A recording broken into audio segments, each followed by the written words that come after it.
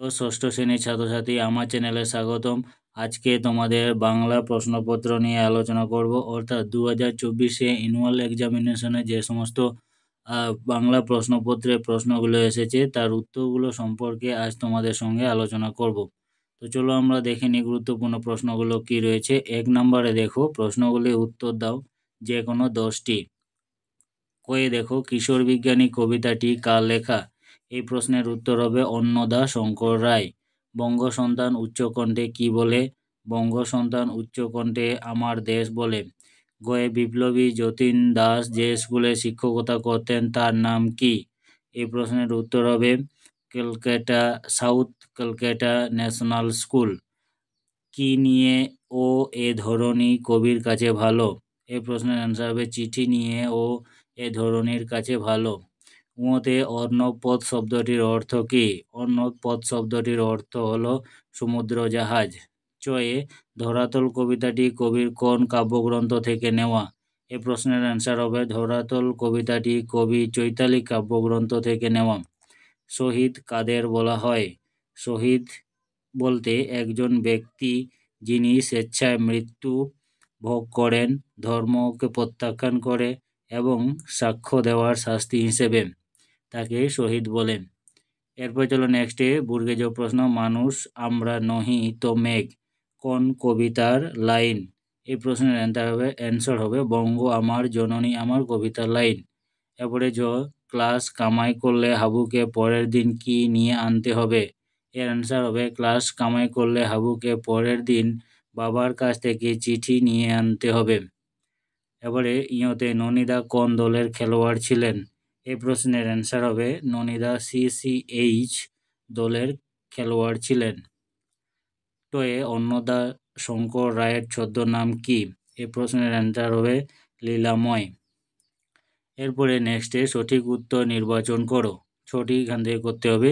যুদ্ধ করিল, অপশনগুলো দেখো, প্রতাপাদিত্য, প্রতাপ সিংহ, বাপ্পাদিত্য।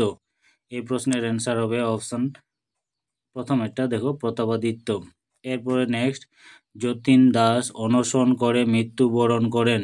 অপশনগুলো দেখো, আলিপুর সেন্ট্রাল জেলে, প্রেসিডেন্সি জেলে, লাহোর সেন্ট্রাল জেলে, তিহার জেলে। এই প্রশ্নের অ্যান্সার হবে লাহোর সেন্ট্রাল জেলে।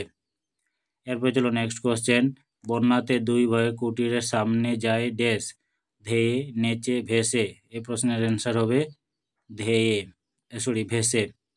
এরপর চলো নেক্সটে, অন্যদের লেখা শুনলে নিজের লেখা গুণ মান মৌলিকত্ব সম্বন্ধে একটা ধারণা হবে। এই প্রশ্নের অ্যান্সার হবে মান সম্বন্ধে একটা ধারণা হবে। ব্যাট চালায় গাঁইতির মতো, কোদালের মতো, কুডুলের মতো। এই প্রশ্নের অ্যান্সার হবে কুডুলের মতো। এরপর চলো নেক্সট প্রশ্ন, হাবুর মনে ভেসে ওঠে সুধীর বাবুর গম্ভীর দয়ালু ভারিক্কি চেহারা। এই প্রশ্নের অ্যান্সার হবে সুধীর বাবুর ভারিক্কি চেহারা। এরপর চলো নেক্সটে প্রশ্নগুলি সংক্ষিপ্ত উত্তর দাও, যে কোনো 4টি 3 মার্কের প্রশ্ন। কয়ে দেখো, 3 ক ভক্তি প্রণত চরণে যার, যার বলতে কাকে বোঝানো হয়েছে? কেন তার চরণে জগৎ ভক্তি প্রণত? ক্ষয়ে মন লাগে না খেলায়, কার কেন খেলায় মন লাগে না তা বুঝিয়ে দাও। গয়ে দেখি উৎসুক নয়নে, উৎসুক শব্দের অর্থ কি? কে কি দেখেন? ঘয়ে বাইরে শুধু রঙের তফাৎ ভিতরে ভেদ নাই, কার লেখা? একথা বলার কারণ কি? উঁতে আমার পরাণ হতে ধরার পরাণে, আমার পরাণ বলতে কার কথা বলা হয়েছে? উদ্ধৃতিটি তাৎপর্য লেখো। 4 দেখো, সংক্ষিপ্তভাবে লেখো 4টি প্রশ্ন। বোলিং ক্রিজে পৌঁছানোর আগে বিষ্টু কি কাণ্ড করেছিল? ক্ষয়ে হাবু শেষের দিকের বেঞ্চে বসতে চায় না কেন? সে শেষ পর্যন্ত কোথায় গিয়ে বসে? গয়ে কোন মন্ত্র বলে ভজনবিলাসী যতীন দাস জেলের মধ্যে অনশনের পথ বেছে নেন? ক্ষয়ে চটপট মঞ্জুর হয়ে গেল, কোন আবেদন মঞ্জুর হয়ে গেল? তার এমন আবেদনের কারণ কি ছিল? উঁতে ফার্স্ট বয় প্রশান্তর রচনা পাঠ শুনে সুধীরবাবুর মন্তব্য কী ছিল? এবারে 5 সবকটি উত্তর দিতে হবে নিচে প্রশ্নগুলো। 1 নম্বরে, এটা এক্কেবারে সম্পূর্ণ মিথ্যে কথা। বক্তাকে তার এমন বক্তব্যের কারণ কি? ক্ষয়ে কলাব্যাং রুল উঁচিয়ে চিৎকার করে বলে ওঠে, মানহানির মোকদ্দমা। মানহানির মোকদ্দমা কি? হজ বড়ল গল্পে কেন এই মোকদ্দমা প্রসঙ্গ উঠেছে? ঘয়ে প্রত্যেককে সাক্ষীকে কত পয়সা দেওয়া হয়েছিল?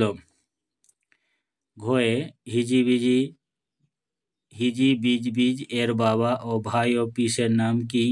উঁতে কাকেশ্বরের মতে কুচুরি কয় প্রকার? এবারে নির্দেশ অনুসারে বাক্যগুলো পরিবর্তন করতে হবে।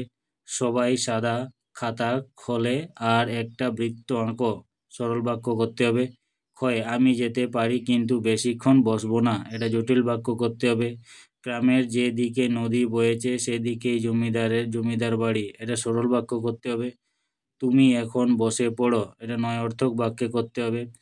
উঁতে একেবারে আমের ফলন খারাপ নয়। অষ্টঅর্থক বাক্যে করতে হবে। চয়ে আমরা ছবি আঁকতে আঁকতে গান শুনেছিলাম। যৌগিক বাক্যে করতে হবে। ছয়ে পড়া শেষ হয়ে গেলে বই বন্ধ করো। নয় অর্থক বাক্যে করতে হবে। এরপরে রচনা লেখো একটি। তোমাদের এখানে রচনা 3টি দিয়েছে, একটা করতে হবে। 1 নম্বরে ছাত্র জীবনে খেলাধুলার গুরুত্ব। ক্ষয়ে স্বামী বিবেকানন্দ আর গয়েছে শীতকাল সম্মুখে একটা রচনা করতে হবে। এরপরে চিঠি লেখো যে কোনো একটা। সাম্প্রতিক কালীন ঘটে যাওয়া বন্যা অভিজ্ঞতা জানিয়ে বন্ধুকে চিঠি লেখো। ক্ষয়ে বিদ্যালয়ে অনুপস্থিতির কারণ জানিয়ে প্রধান শিক্ষক মহাশয়কে আবেদনপত্র লেখো। তো এই ছিল তোমাদের ষষ্ঠ শ্রেণীর বাংলা প্রশ্নপত্র। তোমরা এগুলো ভালো করে দেখে নাও। তোমাদের কোটি প্রশ্ন ঠিক হলো বা ভুল হলো বিবেচনা করে নাও। আজকের মতো এটুকুই। আবার দেখা হবে নেক্সট ভিডিওতে। ধন্যবাদ।